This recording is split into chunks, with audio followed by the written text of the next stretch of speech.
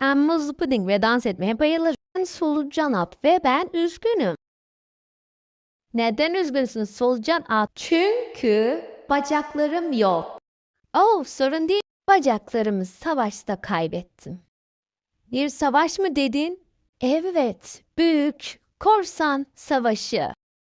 Hayır, korsan diye bir şey yok. Büyük korsan savaşı. Eğer bir daha korsan dersen yüzünü yumruklayacağım. Cesurca savaştım ama yeterince hızlı koşamadım. Bacaklarımı aldılar. Her yerde kan var. Hayır, iğrenç. Kan iğrenç bir şey. Nasıl dayanıyorsun buna? Hayır, bu havalı. Muzlu pudingini kurtarmak için burada. Dans etti sihirli ayaklarıyla. Solucan atın etrafında dönecek ve solucan atı iyi hissedecek. Ve sonra da daha çok kan alacak. Ha ha ha ha. Rizzo yapma şunu, iğrençsin.